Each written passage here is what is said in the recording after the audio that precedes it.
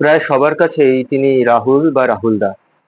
আমার কাছেও সেটা হওয়াই স্বাভাবিক ছিল, কিন্তু এক বন্ধুর সূত্রে তিনি হয়ে গেলেন আমাদের রাহুল মামা, রাহুল পুরকায়স্থ। আমরাই সম্ভবত শেষ প্রজন্ম যারা তার কাছে আসতে পেরেছি, তার সঙ্গে ঘনিষ্ঠ হয়েছি, তার সঙ্গে দেদার আড্ডা মেরেছি। আমার আশেপাশের প্রায় সবার সঙ্গেই রাহুল পুরকায়স্থর আলাপ মূলত কবিতা বা সাহিত্যের সূত্রে। আমার ক্ষেত্রে ব্যাপারটা খানিক আলাদা। 2015-র শেষের দিক বা 2016 সালে তার বাড়িতে আমি যাই সুবিমল বসাকের সঙ্গে।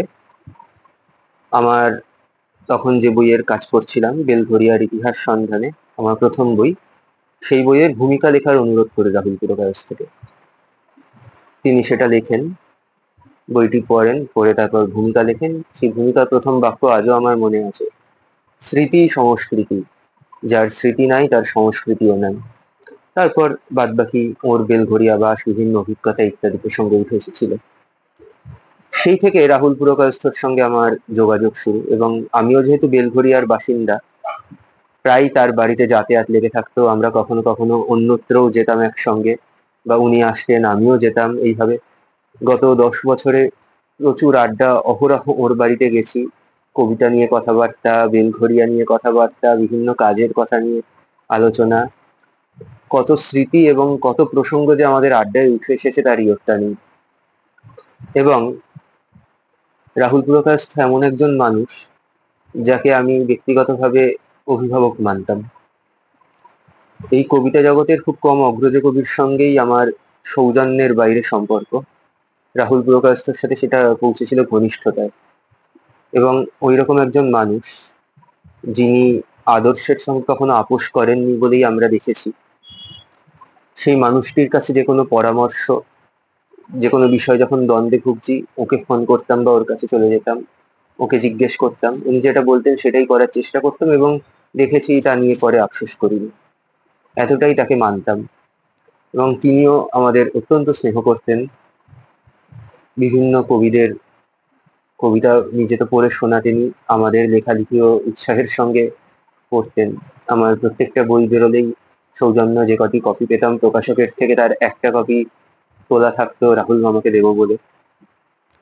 এভাবেই দিব্যি কাটছিল। মাঝে মধ্যে উনি ফোন করে বলতেন চলে আয়, চলে যেতাম। গেলেই তার সেই বিখ্যাত কথা, বয় বয়, বস না। ওর দেশের ডায়ালেক্টিক উচ্চারণে বয় বয়, তারপর শুরু হয়ে যেত আড্ডা। এভাবে কেটেছে আমাদের।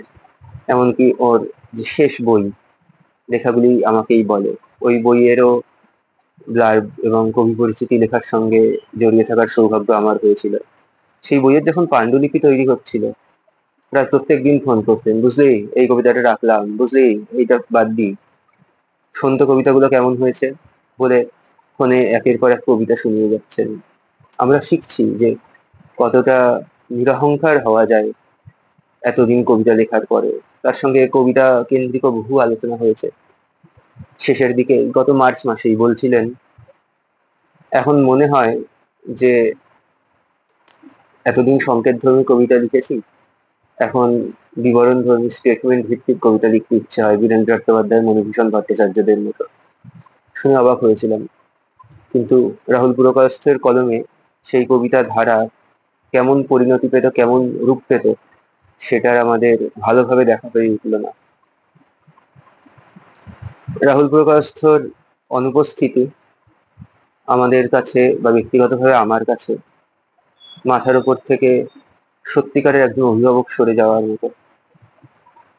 কোনো দ্বন্দ্ব হলে, কোনো জিজ্ঞাসা জাগলে, বা কোনো তুচ্ছাতি তুচ্ছ প্রসঙ্গে কার কাছে যাব, কাকে জিজ্ঞেস করব, সেটা এখন আর সত্যি জানি না। এটা একটা মস্ত বড় ক্ষতি। তবে তার থেকে পেয়েছিও তো কম না, কিছু দিতে পারিনি নিঃসন্দেহে, কিন্তু তার থেকে পেয়েছি অনেক। বিভিন্ন আড্ডায় তার জীবনের প্রতি দৃষ্টিভঙ্গি, কবিতার প্রতি দৃষ্টিভঙ্গি এবং অন্যান্য বহুবিধ বিষয় নিয়ে বহু কথা বলেছেন, সেগুলো শুনেছি, মনের মধ্যে পুষে রাখার চেষ্টা করেছি। একটা সাক্ষাৎকারে নিয়েছিলাম, একটা সাক্ষাৎকার, সেই সাক্ষাৎকারে অনেক কথা ধরাও ছিল। সব মিলিয়ে ওর থেকে যেভাবে শিখেছি, যা যা শিখেছি, সেগুলো বাকি জীবন পালন করে যাওয়াই ধর্ম হয়ে উঠুক আমার, সেটাই চাইবো।